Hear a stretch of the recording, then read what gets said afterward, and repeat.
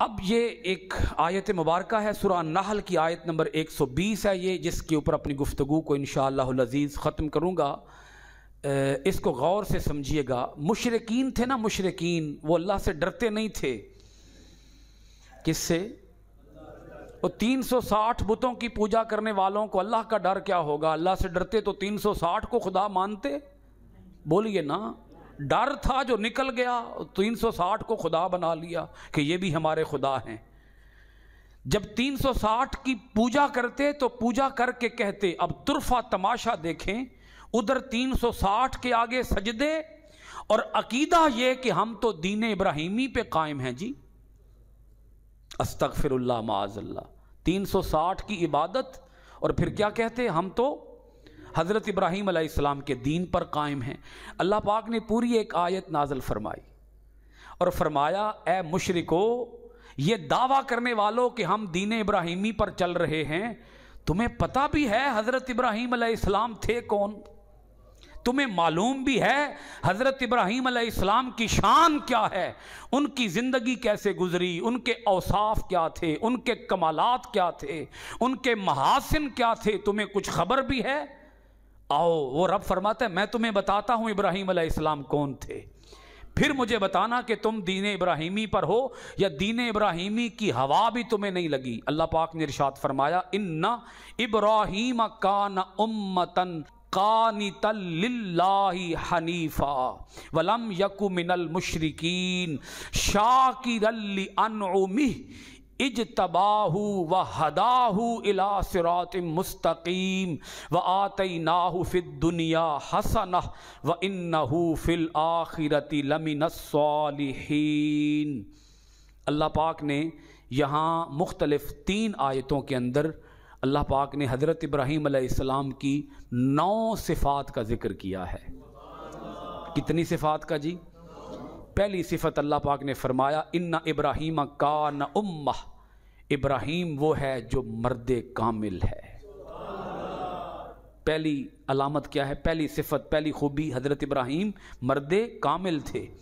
دوسرا قانتا للہ، ابراہیم وہ تھے جو اللہ کے ہر حکم کے مطیع تھے۔ تیسری علامت حنیفہ، وہ ہر برائی سے کٹ کر صرف اور صرف یکسوئی کے ساتھ حق کی طرف مائل تھے۔ چوتھی علامت ولم یک من المشرکین، اور وہ مشرکوں میں سے نہیں تھے، وہ شرک نہیں کرتے تھے۔ کتنی علامتیں ہو گئیں؟ 5ویں علامت شاکرا لانعمہ، بڑی پیاری خوبی اللہ پاک نے بیان فرمائی، فرمایا میرا ابراہیم وہ تھا جو اپنے رب کے ہر احسان کا شکر ادا کرنے والا تھا، وہ شکر گزار تھا، وہ کبھی ناشکری نہیں کرتا تھا۔ چھٹی علامت اجتباہ، اللہ نے ابراہیم کو چن لیا ہے، منتخب کر لیا ہے۔ 7ویں علامت وَهَدَاهُ إِلَىٰ صِرَاطٍ مُسْتَقِيم، اور اللہ نے ابراہیم کو صراط مستقیم کی طرف ہدایت عطا فرما دی ہے۔ تمہیں تو اے مشرکو، تمہیں تو صراط مستقیم کی ہوا تک نہیں لگی، تم 360 کے پجاری اور وہ ایک اللہ کے آگے ماتھا ٹیکنے والا۔ وہ تو کسی بت کو نہیں پوجتے تھے، انہوں نے تو بتوں کی درگت بنا دی تھی، بتوں کا ستیہ ناس کر دیا تھا، کسی کا ناک کاٹا، کسی کی آنکھیں توڑی، کسی کے کان توڑے، کسی کی گردن مروڑی، کسی کا بازو اتارا، کسی کی ٹانگ کاٹی، کسی کا بازو کاٹا، اور سارے بتوں کا حلیہ تہس نہس کر کے کلہاڑا بڑے بت کے سر پہ رکھ دیا، اس کے کندھے پہ رکھ دیا۔ قوم آئی، انہوں نے کہا یہ ابراہیم نے ہی درگت بنائی ہوگی ہمارے خداؤں کی۔ بلا لیا گیا، اے ابراہیم تم نے کیا ہے؟ فرمایا ہاں وہ دیکھو جس کے کندھے پہ کلہاڑا ہے اسی نے کیا ہوگا۔ انہوں نے کہا اے ابراہیم تو جانتا ہے بت کچھ نہیں کر سکتے؟ فرمایا میں بھی تو یہی کہتا ہوں کہ بت کچھ نہیں کر سکتے، جب یہ کچھ کر نہیں سکتے تو ان کے آگے ماتھا کیوں ٹیکتے ہو؟ انہیں خدا کیوں مانتے ہو؟ یہ ہیں تمہارے سجدے کے قابل؟ کہاں تم اشرف المخلوقات، اور کہاں تمہارے ہاتھوں سے تراشے ہوئے پتھر کے یہ صنم، یہ ہیں تمہاری عبادت کے قابل؟ تو حضرت ابراہیم علیہ السلام نے کلہاڑا چلایا تھا۔ آؤ آج ہم بھی لا کا کلہاڑا چلائیں اپنے دل کے اندر پڑے ہوئے بتوں پر۔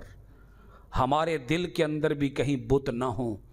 اقبال نے کہا تھا، جو میں سر بسجدہ ہوا کبھی تو زمین سے آنے لگی صدا، تیرا دل تو ہے صنم آشنا، تجھے کیا ملے گا نماز میں؟ کچھ سمجھ آئی آپ کو بھی؟